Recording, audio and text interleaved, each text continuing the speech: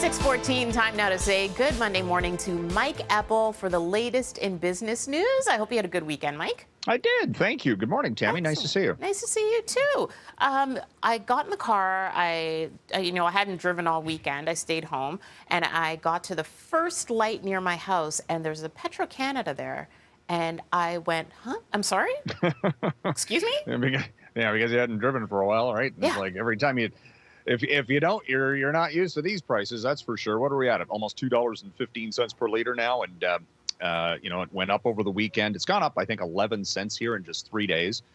And unfortunately, we keep coming on and talking about how the wholesale price for gasoline, that traded market commodity, you've got oil prices, you've got wholesale refined gas, you've got natural gas. There's a whole bunch of things that we track here for future pricing, and it does not look like it's going to get any cheaper anytime soon. Wholesale refined gas this morning is at a record $4.27 per gallon. The price for oil is north of $120 per barrel U.S.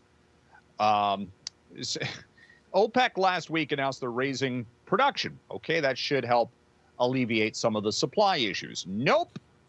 They immediately took advantage of that. Saudi Arabia has raised its price to its largest customers in Asia because of demand. Pay up, because China is reopening from lockdown restrictions. So China's economy is going to revitalize here, recuperate. That's going to lead to more demand for oil. Price goes up and up. And that's what we're dealing with this morning, Tammy. And natural gas isn't getting any cheaper either. So unfortunately, we talk about central banks raising interest rates to combat inflation. Well, they're going to have to tip the balance into a global recession before things actually cool off. Either that, or people balk at these high prices, or it takes so much to fill up the gas tank. Consumers are going to spend less on other things, and we're going to see this tip back for the global economy. Yeah, it's going to be a very interesting summer, that's for sure. Very scary to look ahead to as well. And you speak of summer, people wanting to get away. One option, usually the more affordable option, is to go camping, stay at home, kind of a staycation thing. You can't really do that now and consider it a savings because you're spending all this money on gas. Well, the past 2 years, camping has been the thing because it was about the only thing you could do from a travel standpoint.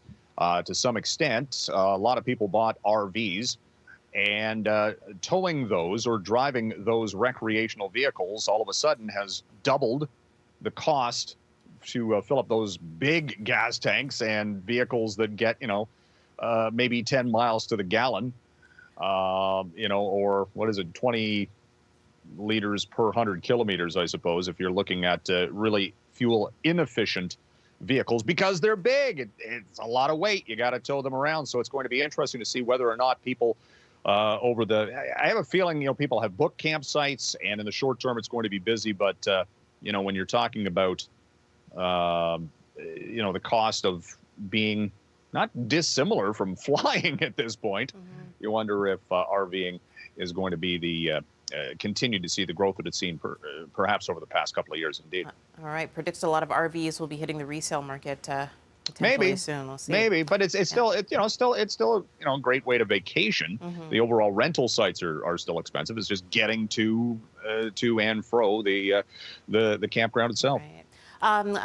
Lastly, because we are running out of time here, but we know that there's another weekend full of delays, cancellations at Pearson Airport. We've been seeing this for weeks now, and it doesn't look like it's stopping. Yeah, and seeing this all over social media this weekend about Air Canada seeing flight delays, cancellations, and people sitting on the tarmac in the planes waiting to disembark, and just staff shortages by the looks of things. It was kind of interesting. On Friday, there was a downgrade on Air Canada stock. All we've been hearing about is the revitalization of the aviation industry, more so in the United States, I think, than here because of all of the issues at Pearson and still some COVID restrictions in place for travelers. And it's like the aviation industry wants to recuperate, but can't kind of get ahead of itself here, whether it's just its own internal problems or the issues at Pearson. And again, this is one of these things we're talking about, Tammy. It's the long-term trend. Do people see the video that we're showing here and go, man, maybe I'll drive? Oh, wait, it's too expensive. maybe I'll just stay home. Catch 22. What do you do? Nothing. Right, Oh, my exactly. goodness. All This is the right. thing. Stay This is the home. thing. All right. Thank you very much, Mike. Appreciate it. Thank you. Have a great morning. See you later.